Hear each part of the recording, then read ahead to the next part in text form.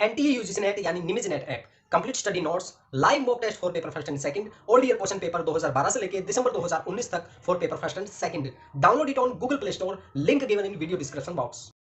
Subscribe कीजिए हमारे YouTube channel को और दबाइए बेल आइकन ताकि आप पास के हमारी आने वाली वीडियो बढ़े आसानी से। हेलो नमस्कार दोस्तों, मेरा नाम रोहतास निमी और आप सभी का स्वागत है हमारे YouTube चैनल निमिजी नेट पर। हेलो नमस्कार दोस्तों, मेरा नाम रोहतास निमी है और आप सभी का स्वागत है हमारे YouTube चैनल निमिजी नेट पर। दोस्तों आज हम मैथमेटिकल रीजनिंग में 3 से 4 तरह के क्वेश्चन करने वाले हैं। देखिए दोस्तों, वैसे तो मैथमेटिकल रीजनिंग बहुत ज़्यादा बड़ी है, उसके अंदर काफ़ी तरह के क्वेश्चन आ सकते हैं, लेकिन हम उन चीज़ों पे फोकस कर रहे हैं जो यूजीसी नेट के अंदर बार बार पूछी जाती है, जो कॉन्सेप्ट बार बार आता है यूजीसी नेट के अंदर।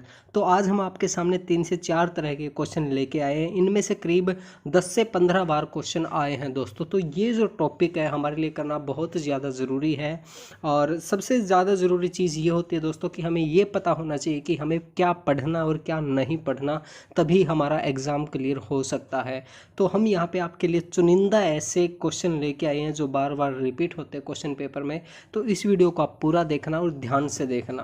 दोस्तों अगर आप चाहें तो बहुत अच्छे से स्टडी करने के लिए हमारा पेड कोर्स भी ज्वाइन कर सकते हैं। इसके अंदर हम आपको सभी 10 यूनिट के स्टडी नोट्स देते हैं, थ्योरेटिकल वीडियोस देते हैं। इसके साथ साथ 2012 से लेकर दिसंबर 2019 तक ओल्ड ईयर क्वेश्चन पेपर देते हैं विद टॉपिक वाइज क्वेश्चन। जैसे कि आज तक रिसर्च के क्वेश्चन आ चुके हैं वो हमने अलग रखे हैं, टीचिंग के क्वेश्चन अलग रखे हैं, कम्युनिकेशन के अलग रखे हैं। इस तरीके से सभी 10 यूनिट के जो क्वेश्चन है आपको अलग अलग किए हुए मिलेंगे। इसके साथ साथ दोस्तों हम आपको सभी 10 यूनिट के लाइव मॉक टेस्ट देते हैं। दोस्तों अगर आपको हमारा पेड कोर्स ज्वाइन करना है तो जल्दी से जल्दी हमें इस व्हाट्सएप नंबर पर कॉन्टैक्ट कीजिए। अब ये देखिए दोस्तों, ये हमारा दिसंबर 2014 के अंदर क्वेश्चन आया था अनुपात का, यानी कि रेशो का, और ये क्वेश्चन हमारा 3 से 4 बार आ चुका है। और अभी जो हमारा रिसेंटली पेपर हुआ था, जून 2019 का क्वेश्चन पेपर हुआ था, उसमें भी ये क्वेश्चन आया था। अब देखिए इस क्वेश्चन को हम किस तरह से करेंगे वो हम बिल्कुल आसानी से देखेंगे। देखिए सबसे पहले इसने दिया है कि दो संख्याएँ जिनका अनुपात कितना है 3:5, यानी कि रेशो कितना दिया है 3:5 दिया है। अगर इसमें से 9 को उन संख्या में से घटा दिया जाए, यानी कि ये जो ऊपर रेशो दिया है इसमें से 9 माइनस कर दिया जाए, तो हमारा जो रेशो है वो कितना हो जाएगा 12:23 हो जाएगा। हमें यहाँ पे क्या है कि संख्याएं निकालनी है, दी हुई नहीं है यहाँ पे, ठीक है। तो इसके लिए हम x मान लेते हैं। तो यहाँ पे मान लिया 3x जो संख्या है, और दूसरी हमने मान ली 5x। अब इसमें क्या करेंगे, अगर उनमें से 9 को घटा दिया जाए तो इनमें हम -9 कर लेते हैं, और यहाँ भी हमने -9 कर लिया। अब देखिए अब जो रेशो है वो हमारा क्या हो जाएगा दोस्तों, इक्वल टू 12/23 इसका रेशो हो जाएगा। अब देखिए इसको कैसे सोल्व करेंगे। अब इनमें हम क्रॉस मल्टीप्लिकेशन करेंगे, यानी कि एक दूसरे के साथ गुना करेंगे। 23 है, 23 की इसके साथ मल्टीप्लाई करेंगे, और 12 है, 12 की इसके साथ मल्टीप्लिकेशन करेंगे। अब देखिए यहाँ पे मैं इक्वेशन लिख लेता हूँ ताकि आपको अच्छे से समझ में आ जाए। 23 इंटू में 3x माइनस में 9 लिख लिया, इक्वल टू में क्या होगा 12 इंटू में 5x माइनस में 9, ये मैंने लिख लिया। अब देखिए अब दोनों को हम मल्टीप्लाई करते हैं। 23 को जब हम 3 से मल्टीप्लाई करेंगे तो ये आ जाएगा हमारे पास 69, ये आ जाएगा 69x आ जाएगा। माइनस में जब हम 23 को 9 से मल्टीप्लाई करेंगे तो ये आ जाएगा दोस्तों हमारे पास 207 आ जाएगा, इक्वल टू में। अब ये देखिए 12 पंजे 60, ये हो जाएगा 60x, और 12 निमे 108, यानी कि ये आ जाएगा हमारे पास 108 आ जाएगा। अब देखिए अब इसे हम कैसे करेंगे। ये जो 60x है दोस्तों ये यहाँ पे आएगा, यहाँ पे ये प्लस है, यहाँ के क्या आ जाएगा माइनस हो जाएगा। 69 में से जब 60x माइनस होंगे तो क्या रह जाएगा हमारे पास 9x यहाँ पे रह जाएगा, और इक्वल टू में ये देखिए यहाँ पे 207 जो ये है यहाँ पे ये माइनस का है, और यहाँ आके क्या हो जाएगा दोस्तों हमारे पास प्लस का हो जाएगा। अब देखिए प्लस के 207 है हमारे पास, और माइनस के 108, तो यानी कि 207 में से 108 जब हम माइनस करेंगे तो कितना रह जाएगा हमारे पास 99 यहाँ पे इस साइड में रह जाएगा। अब देखिए यहाँ पे 9x है और यहाँ पे 99 है, तो यहाँ से x की जो वैल्यू है दोस्तों वो क्या आ जाएगी हमारे पास 11 वैल्यू आ जाएगी, यानी कि 99 बटे में 9 करेंगे, यहाँ पे मैं करके दिखा देता हूँ। 99 बटे में 9 करेंगे तो क्या आ जाएगा 11 आ जाएगा। अब देखिए अब 11 क्या है हमारी 11x की वैल्यू आई है, और जब ये x की वैल्यू 3x और 5x के अंदर रखेंगे तो क्या होगा, 3x के अंदर x की वैल्यू रखेंगे तो 11 × 33 हो जाएगा, एक जो हमारी जो रकम है वो हो जाएगी 33, और दूसरी क्या होगी 5x की जगह वो 11 रखेंगे तो 11 × 5 = 55, यानी कि दूसरी क्या हो जाएगी 55। तो हमारी दोनों की दोनों संख्या क्या होगी, एक होगी 33 और दूसरी होगी 55। तो हमारा जो आंसर होगा वो सी आंसर यहाँ से आ जाएगा। तो दोस्तों इस तरह से आप बिल्कुल आसानी से ये क्वेश्चन कर सकते हैं। और दोस्तों अगर आपको ये समझ में ना आए तो आप हमें व्हाट्सएप पे मैसेज कर सकते हैं, हम आपको सॉल्यूशन दे देंगे, अच्छे से समझा देंगे। और चलिए अब हम अगला क्वेश्चन करके देखते हैं दोस्तों, उसमें आपको बिल्कुल आसानी से और भी समझ में आ जाएगा अगर कोई कन्फ्यूज़न रहा हुआ है तो। अब देखिए दोस्तों, ये हमारा जुलाई 2018 के अंदर क्वेश्चन आया था। इसके अंदर कहा है कि दो संख्याओं का अनुपात 2:5 है। यदि दोनों संख्याओं में 16 जोड़ दिया जाए तो उनका अनुपात क्या हो जाता है, 1:2 हो जाता है। सेम टू सेम ये वही क्वेश्चन है दोस्तों, उसी तरीके से हमें करना है। अब देखिए जो संख्या है वो हम x लेके चलते हैं, तो अब देखिए इसमें 2x मान लिया और दूसरी हमने मान ली 5x मान ली। अब देखिए यदि दोनों संख्याओं में 16 जोड़ दिया जाए, अब देखिए इनमें हम 16 ऐड कर लेते हैं, इसमें 16 ऐड कर लिया और इसमें 16 ऐड कर लिया प्लस में यहाँ पे। अब देखिए तो उनका अनुपात कितना हो जाता है, 1:2 हो जाता है। तो इसको हम क्या करेंगे, यहाँ पे ये डिवाइड कर दिए तो इक्वल टू में किसके हो जाएंगे, 1/2 हो जाएगा। अब दोबारा इसमें वही करेंगे, क्रॉस मल्टीप्लिकेशन, इसकी इसके साथ मल्टीप्लाई किया और इसको इसके साथ मल्टीप्लाई किया। अब देखिए इसमें हम क्या करेंगे, जब 2 को यहाँ पे मैं लिख लेता हूँ, 2 को हम जब 2x प्लस में 16 यहाँ पे ये आ गया हमारे पास, और इक्वल टू में ये 1 है, ये आ गया 5x प्लस में 16 यहाँ पे। अब देखिए 2 दूनी 4x, 16 दूनी 32 बराबर में ये तो 1 से मल्टीप्लाई करेंगे तो इतना ही रहेगा 5x प्लस में 16। अब देखिए अब इसमें क्या करेंगे, ये जो 4x है इसको यहाँ पे लेके आएंगे तो यहाँ क्या रह जाएगा दोस्तों, यहाँ हमारे पास केवल x रह जाएगा, यानी कि 5x में से जब 4x जाएगा तो 1x रह जाएगा। और ये जो 16 है दोस्तों, 16 को इस साइड में लेके आएंगे तो ये यहाँ पे क्या रह जाएगा हमारे पास, 16 रह जाएगा, यानी कि x की वैल्यू क्या आ जाएगी हमारे पास, यहाँ पे 16 वैल्यू आ जाएगी। अब देखिए x यहाँ पे हमारे पास क्या आ गया, 16 आ गया। और अब देखिए अब जो रियल जो हमारी संख्या है वो निकालते हैं। 16 को जब हम 2x और 5x के अंदर रखेंगे तो क्या होगा, यहाँ पे रखेंगे तो 16 दूनी 32, एक जो संख्या वो हमारी 32 आ जाएगी, और दूसरी क्या होगी 16 गुना में 5 करेंगे तो 16 पंजे 80, दूसरी क्या आ जाएगी हमारे पास 80। तो दोनों की दोनों जो संख्या वो क्या हो जाएगी, एक तो 32 हो जाएगी और दूसरी हो जाएगी 80। ये हमारा ऑप्शन नंबर डी इसका राइट आंसर हो जाएगा। तो दोस्तों यहाँ से भी मैं उम्मीद करता हूँ कि आपको अच्छे से समझ में आ गया होगा ये क्वेश्चन। अब हम अगला क्वेश्चन देखते हैं दोस्तों, ये हमारा जून 2019 के अंदर आया था। अब ये देखिए ये थोड़ा सा उनसे अलग है लेकिन बिल्कुल आसान है। इसमें कहा है कि यदि 152 को 3, 4, 5 और 7 के अनुपात में 4 भागों में विभाजित किया जाता है तो सबसे छोटी संख्या क्या होगी, सबसे छोटा भाग क्या होगा। यहाँ पे आप इंग्लिश में भी पढ़ सकते हैं, बिल्कुल आसानी से समझ में आ जाएगा। यानी कि एक संख्या है हमारे पास 152 टोटल, और जो अदर जो संख्या है जो 4 संख्या से मिलके ये 152 बना है, तो उनका जो अनुपात है 3, 4, 5, 7 इन्होंने अनुपात दिया हुआ है। तो ये कह रहा है कि सबसे छोटा जो पार्ट है यानी कि सबसे छोटा 3 है, यहाँ पे 3 की रियल वैल्यू क्या होगी वो हमें पता करना है। तो इसके लिए बिल्कुल सिंपल है दोस्तों, 3, 4, 5 और 7 इन सभी को आप काउंट कर लीजिए। ये कितना होगा, ये हमारा होगा दोस्तों 19 हो जाएगा। 3, 4, 5 और 7 ये होता है 19 होता है। ये मान लिया हमने 19x हमने मान लिया। अब देखिए x की वैल्यू क्या आएगी, x इक्वल टू 152 बटे में 19। अब देखिए दोस्तों 152 को जब हम 19 से कट करेंगे तो हमारे पास क्या आएगा दोस्तों, अभी देख लेते हैं, मैं डिवाइड कर लेता हूँ। यहाँ पे आएगा 8 आएगा दोस्तों। x की वैल्यू क्या आ जाएगी हमारे पास, 8 आ जाएगी।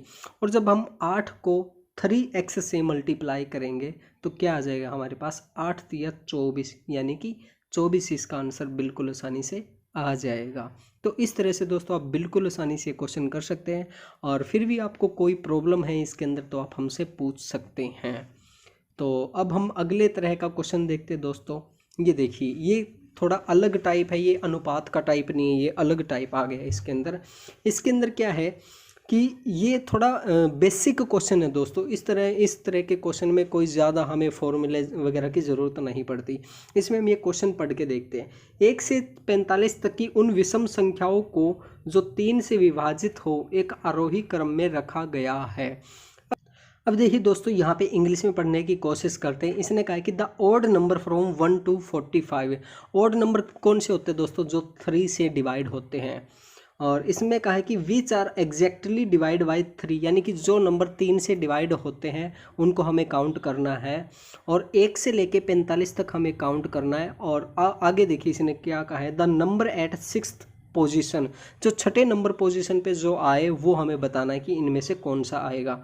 अब देखिए इसके अंदर ऑड नंबर कौन से होते हैं, यानी कि 3 की काउंटिंग हम कह सकते हैं 3, 6, 9, 12, 15 और 18। अब देखिए ये सभी के सभी 3 से डिवाइड हो रहे, आप यहाँ पे देख सकते हैं।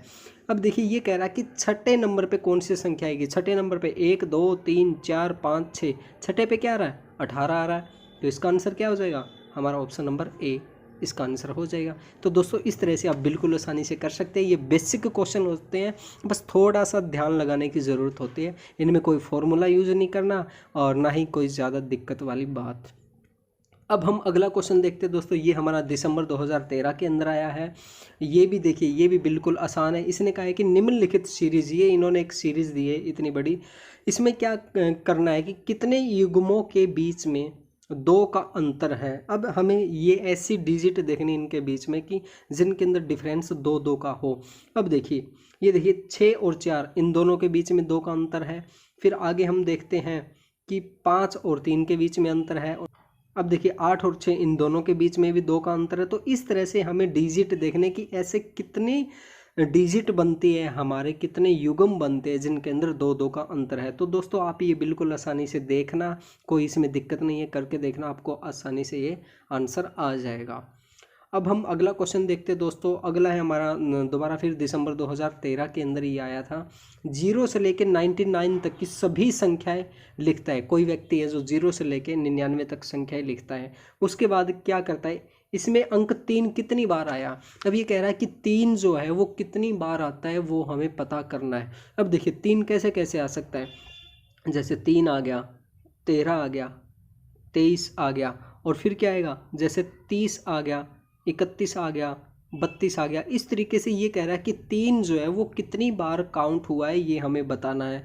तो दोस्तों ये बिल्कुल आसान क्वेश्चन है, ये आप करके देखना, सोच के देखना, आ जाएगा। इसके अंदर ऐसा कोई नहीं है कि हम इसमें कोई फॉर्मूला लगाए या इसकी कोई ट्रिक है। तो ये बिल्कुल आसान है, आप थोड़ा समझने की कोशिश करना। और अगर फिर भी आपको नहीं आए तो मैं कह रहा हूँ कि आप हमें व्हाट्सअप कीजिए इस नंबर पर, हम आपको इसका पूरा सोल्यूशन दे देंगे। अब ये देखिए दोस्तों, ये जो क्वेश्चन है हमारा पहले वाले क्वेश्चन से बिल्कुल डिफरेंट है। पहले वाले क्या थे, हमारे रेशो के क्वेश्चन थे और सिंपल क्वेश्चन थे। लेकिन इस तरह के क्वेश्चन क्या है कि ये थोड़े हमें पजल कर देते हैं। सबसे पहले इस क्वेश्चन को देखते हैं हम, इसमें क्या कहा गया है। यादव, अर्जुन, राजेश तथा कमल क्रिकेट खेलते हैं। राजेश तथा कमल टेनिस खेलते लेकिन फुटबॉल नहीं खेलते। यादव बैडमिंटन नहीं खेलता परंतु गोल्फ खेलता है। अब देखिए कितना कंफ्यूजिंग क्वेश्चन है दोस्तों। तो इसमें काफ़ी कंफ्यूज हो जाते हैं हम और हमें पता नहीं चलता कि इसका सही से आंसर क्या है। लेकिन अगर हम इसे सही सिस्टमेटिक ढंग से करें तो ये बिल्कुल आसान क्वेश्चन है। अब देखिए ये क्वेश्चन कैसे होगा, इसके लिए हम शुरू से ही एक टेबल बना के चलते हैं ताकि हमें आसानी से सब कुछ समझ में आ जाए। अब देखिए इसमें हम क्या करेंगे, देखिए सबसे पहले यहाँ से पढ़ते हैं, यादव, अर्जुन, राजेश तथा कमल क्रिकेट खेलते हैं। तो इनकी हम टेबल बना लेते हैं। यादव को हम लिख लेते हैं, वाई लिख लिया हमने। उसके बाद में अर्जुन, ये हमने लाइन लगा ली, फिर लिख लिया हमने ए की, फिर ये लाइन लगा ली हमने। उसके बाद में राजेश, राजेश का आर लिख लिया, फिर ये लगा ली हमने लाइन। उसके बाद में कमल, कमल का हमने लिख लिया के, फिर हमने ये लाइन लगा ली। ये क्या है कि चारों के चारों क्या है, क्रिकेट खेलते हैं। तो क्रिकेट के लिए ऊपर से हम इस तरीके से टेबल बना लेंगे। ये हमने बना ली और यहाँ पे ऊपर हम लिख लेंगे यहाँ पे क्रिकेट, यानी कि सी हम यहाँ पे लिख लेंगे। ये चारों के चारों क्रिकेट खेलते हैं तो यहाँ पे टिक मार्क कर देते हैं कि ये सभी के सभी खेलते हैं क्रिकेट। उसके बाद में देखिए राजेश तथा कमल टेनिस खेलते हैं। अब देखिए राजेश और कमल क्या है, वो टेनिस खेलते हैं। तो टेनिस का हम यहाँ पे कॉलम बना लेते। ये बना लिया। राजेश और कमल टेनिस खेलते तो इनके आगे टिक कर देते हैं। उसके बाद क्या है, लेकिन फुटबॉल नहीं खेलते। अब फुटबॉल का यहाँ पे ये बना लेते हैं, फुटबॉल का हम लिख लेते हैं एफ। फुटबॉल ये दोनों के दोनों नहीं खेलते। उसके बाद क्या है, यादव बैडमिंटन नहीं खेलता परंतु गोल्फ खेलता है। अब देखिए दो चीज़ और रही आ गई यहाँ पे, एक बैडमिंटन आ गया, एक गोल्फ आ गया, तो इनका भी हम यहाँ पे बना लेते हैं।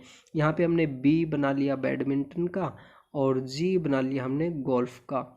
अब देखिए इसमें ये क्या कह रहा है कि यादव जो है बैडमिंटन नहीं खेलता। यादव ये रहा हमारा, बैडमिंटन ये रहा, इस पे हम कट कर देते हैं। बैडमिंटन नहीं खेलता परंतु गोल्फ खेलता है, गोल्फ के आगे हम टिक कर देते हैं। अब देखिए आगे क्या है, अर्जुन टेनिस नहीं खेलता। अब देखिए अर्जुन कहाँ है, अर्जुन हमारा ये, अर्जुन जो है टेनिस नहीं खेलता, तो यहाँ पे हमने जो क्रॉस कर दिया। उसके बाद में कि ये फुल स्टॉप है दोस्तों, गलती से हो गया। कमल कभी कभी बैडमिंटन खेलता है। कमल क्या है, वो बैडमिंटन खेलता है। कमल कहाँ पे हमारा, ये रहा कमल। कमल क्या है, बैडमिंटन खेलता है। ये यहाँ पे हमने इस पे राइट क्लिक कर दिया। अब देखिए कौन केवल क्रिकेट खेलता। अब हमें बताना कि ऐसा कौन सा बंदा है जो केवल और केवल क्रिकेट खेलता है और कुछ नहीं खेलता, वो हमें बताना है। अब देखिए यहाँ पे इस पूरे ग्राफ में देखिए जो केवल क्रिकेट खेलता है, क्रिकेट का हमारा ये कॉलम है, इसके अंदर केवल क्रिकेट खेलने वाला कौन है, ये देखिए ये हमारा अर्जुन है। ठीक है, अर्जुन केवल क्रिकेट खेलता है और कुछ भी नहीं खेलता, यहाँ पे आप देख सकते हैं। तो यहाँ पे हमारा जो आंसर क्या होगा दोस्तों, ऑप्शन नंबर बी, यहाँ पे ये रहा अर्जुन। अब ये देखिए दोस्तों, यहाँ पे हमने एक टेबल बनाई, ये पूरी की पूरी टेबल से हमारा जो आंसर है बिल्कुल आसानी से आ गया, कोई कन्फ्यूज़न नहीं हुआ। तो इसी तरीके से दोस्तों आपको क्वेश्चन करना है एग्ज़ाम के अंदर, बिल्कुल आसानी से आपका आंसर आ जाएगा, कोई भी कन्फ्यूज़न नहीं होगा। तो चलिए दोस्तों अब हम अगला क्वेश्चन देखते हैं, आगे हमारा कौन सा क्वेश्चन है। अब ये देखिए दोस्तों, ये क्वेश्चन हमारा अभी तक 2 बार आया है और अब की बार भी मेरे को शक है कहीं ऐसा क्वेश्चन ना आ जाए, तो मैं करवा देता हूँ। ये देखिए जनवरी 2017 के अंदर क्वेश्चन आया था, इसमें कहा है कि निम्नलिखित में से सतत प्रकार के डेटा की पहचान कीजिए। सतत प्रकार का डेटा वो होता है जो कंटिन्यूस चलता रहे, उसे हम कहते हैं। अब देखिए कंटिन्यूस का मतलब ये है कि जो चलता रहे, जिसका कोई पैटर्न ना हो, उसे हम कहेंगे। अब देखिए इसमें किस तरह से इसे हम आइडेंटिफाई करेंगे। देखिए इसमें 4 ऑप्शन दिए। एक व्यक्ति द्वारा बोले जा सकने वाली भाषाओं की संख्या। अब देखिए एक व्यक्ति है, उसकी संख्या को हम काउंट कर सकते हैं अच्छे से, हमें पता है कि कोई व्यक्ति 2 बोलता है, 4 बोलता है, कितनी बोलता है, ये हमें पता है। ठीक है, तो ये कंटिन्यूस नहीं होगा। उसके बाद में घर में बच्चों की संख्या, ये भी हम अच्छे तरीके से आइडेंटिफाई कर सकते हैं कि एक घर में 4 बच्चे, 10 बच्चे, कितने बच्चे, वो हमें सभी का पता होता है। अब आगे कि शहर की जनसंख्या, ये भी हम अच्छे तरीके से बता सकते हैं कि एक शहर की संख्या कितनी है, इतने लाख जनसंख्या है। अगला है हमारा एक कक्षा में छात्रों का वजन। अब देखिए ये हमारा ऊपर नीचे हो सकता है, ये बढ़ भी सकता है, घट भी सकता है, कंटिन्यूस तरीके से बढ़ सकता है और घट भी सकता है। तो ये देखिए जो वज़न है वो हो सकता है किसी का मान के चलते कि 40 किलो हो, दूसरे बच्चे का 40.5 किलो हो, तीसरे बच्चे का 35 किलो हो, तो ऊपर नीचे ये इस तरीके से हो सकता है, इस तरीके से कंटिन्यू हो सकता है। ये हम ये नहीं कह सकते कि एक क्लास है उसके अंदर सभी बच्चों का वज़न है वो 45 किलो है, ये ऐसे हम नहीं कह सकते, बिल्कुल सही रूप से इसको नहीं कह सकते। तो इसका जो आंसर होगा ये कक्षा में छात्रों का वज़न, इस तरीके से इसको आइडेंटिफाई करें। दोस्तों हमारी तरह से इस तरह से इस क्वेश्चन का आंसर देंगे।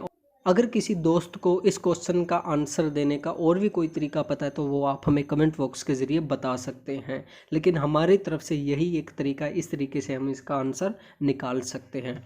तो दोस्तों आज के लिए बस इतना ही। अगर आपको हमारी वीडियो अच्छी लगी तो इस वीडियो को लाइक कीजिए, शेयर कीजिए, कमेंट कीजिए। और दोस्तों अगर आपने अभी तक हमारा चैनल सब्सक्राइब नहीं किया तो प्लीज़ हमारे चैनल को सब्सक्राइब कर लीजिए और घंटे का बटन जरूर दबाइए ताकि आप हमारी आने वाली वीडियोज़ को आसानी से देख सकें। थैंक यू दोस्तों अगर आप चाहें तो बहुत अच्छे से स्टडी करने के लिए हमारा पेड कोर्स भी ज्वाइन कर सकते हैं। इसके अंदर हम आपको सभी 10 यूनिट के स्टडी नोट्स देते हैं, थ्योरेटिकल वीडियोस देते हैं। इसके साथ साथ 2012 से लेकर दिसंबर 2019 तक ऑल ईयर क्वेश्चन पेपर देते हैं विद टॉपिक वाइज क्वेश्चन। जैसे कि आज तक रिसर्च के क्वेश्चन आ चुके हैं वो हमने अलग रखे हैं, टीचिंग के क्वेश्चन अलग रखे हैं, कम्युनिकेशन के अलग रखे हैं। इस तरीके से सभी 10 यूनिट के जो क्वेश्चन है आपको अलग अलग किए हुए मिलेंगे। इसके साथ साथ दोस्तों हम आपको सभी 10 यूनिट के लाइव मॉक टेस्ट देते हैं। दोस्तों अगर आपको हमारा पेड कोर्स ज्वाइन करना है तो जल्दी से जल्दी हमें इस व्हाट्सएप नंबर पर कॉन्टैक्ट कीजिए।